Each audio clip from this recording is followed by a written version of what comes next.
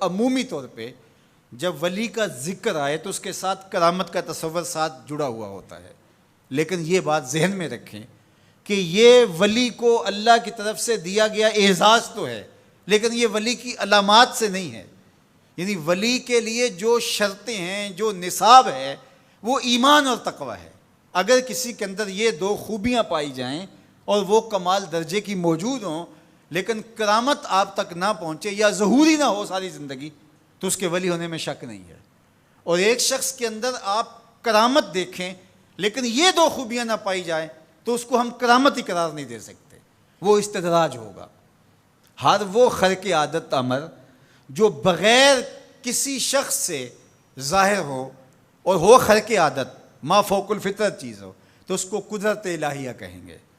اور اگر وہ نبی کے ہاتھوں سے اعلان نبوت سے پہلے صادر ہو جائے تو اسے ارہاس کہا جاتا ہے، اعلان نبوت کے بعد ظاہر ہو تو اسے معجزہ کہا جاتا ہے، اور وہی چیز کسی ولی کے ہاتھ سے ظاہر ہو تو اسے کرامت کہا جاتا ہے، اور اگر کسی عام بندہ مومن کے ہاتھوں سے ظہور پذیر ہو تو اسے معونت کہا جاتا ہے، اور اگر وہی کام کسی کافر سے یا کسی فاسق و فاجر کے ہاتھوں سے ظاہر ہو تو اسے استدراج کہا جاتا ہے، جس طرح دجال کے ہاتھوں سے قرب قیامت میں ہوگا کہ وہ مارے گا بھی اور زندہ بھی کرے گا۔ اب استدراج میں اور کرامت میں فرق کرنا یہ عام آدمی کے بس کا روگ ہی نہیں ہے، وہ کیسے کرے گا؟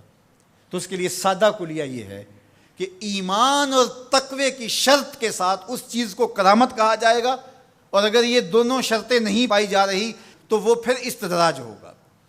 تو اس لیے ولی کو پہچاننے کے لیے کرامت معیار ہی نہیں ہوا، کرامت نصاب ہی نہیں ہوا، ولی کو پہچاننے کے لیے ایمان اور تقوی ہوا۔ اگر کرامت کو معیار بنا لیں گے تو پھر استدراج والے کو بھی ولی ماننا پڑے گا۔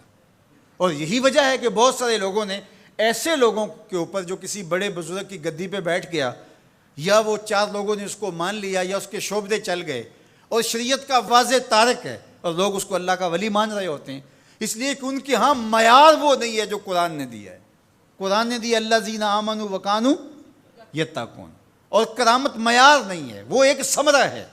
اس ثمرے کو پہچانا جائے گا اس اصل نصاب کے بعد۔ اس کو صرف ایک مثال سے سمجھاتا ہوں۔ حضرت داتا گنج بخش علی حجویری علیہ الرحمہ نے کشف المعجوب میں یہ واقعہ لکھا ہے۔ کہتے ہیں کہ شیخ علی الخواص ایک بہت بڑے بزرگ تھے، وہ سفر پہ جا رہے تھے اور صاحب حال تھے، باکمال تھے، واقعتاً اللہ کے ولی تھے۔ ایک شخص آیا اور ہانپتا کامتا ان کے پاس آ کے رکا، کہا آپ شیخ علی الخواص ہیں؟ فرمایا ہاں۔ تو کہا کہ میں لمبا سفر کر کے آیا ہوں اور آپ کی صحبت میں کچھ دن گزارنا چاہتا ہوں، تو آپ مجھے اپنی صحبت کے شرف سے محروم نہ رکھیے۔ تو حضرت شیخ علی الخواص نے مراقبہ کیا اور اسے کہا کہ مجھے تیرے بدن سے کفر کی بو آ رہی ہے۔ اللہ والوں کو اللہ نے بصیرت کا نور دیا ہوتا ہے۔ اس نے کہا جی میں نصرانی ہوں اور دیار غرب سے آیا ہوں، آپ کی شہرت سنی تھی تو آپ کی صحبت میں کچھ وقت گزارنے کی آرزو ہے، مجھے محروم نہ رکھیے۔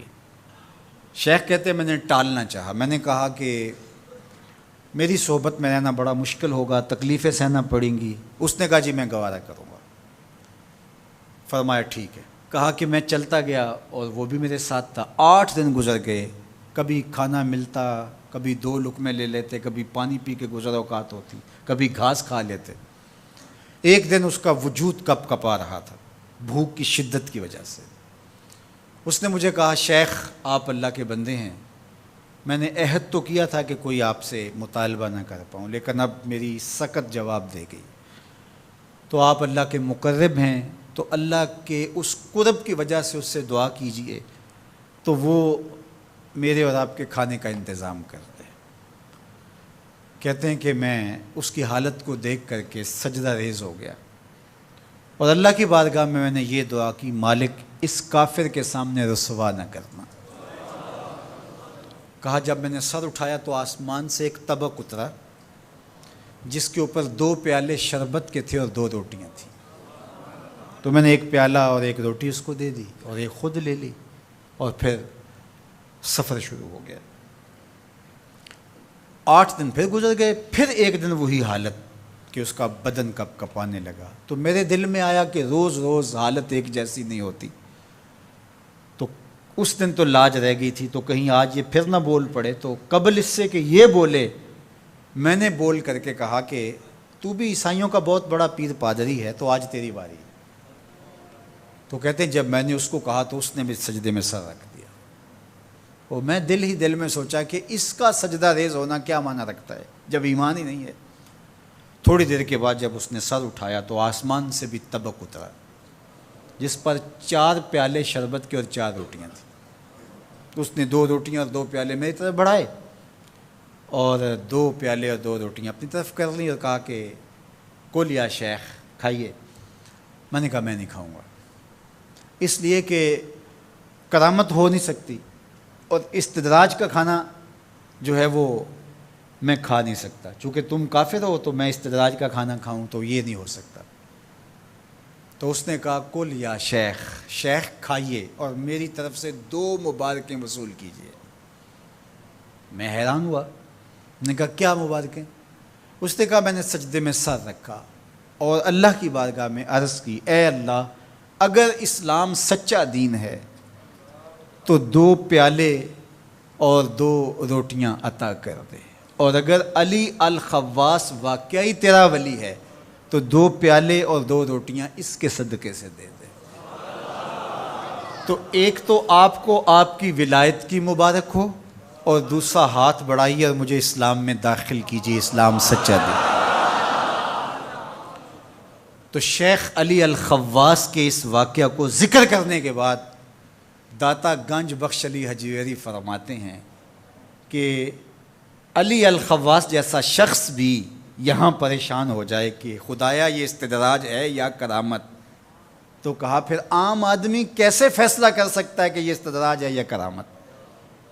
تو کہا کہ اس کو یہی دیکھنا پڑے گا ایمان اور تقوی ہے کہ نہیں۔ تو ایمان اور تقوی یہ علامت ہے کسی کے ولی ہونے کی۔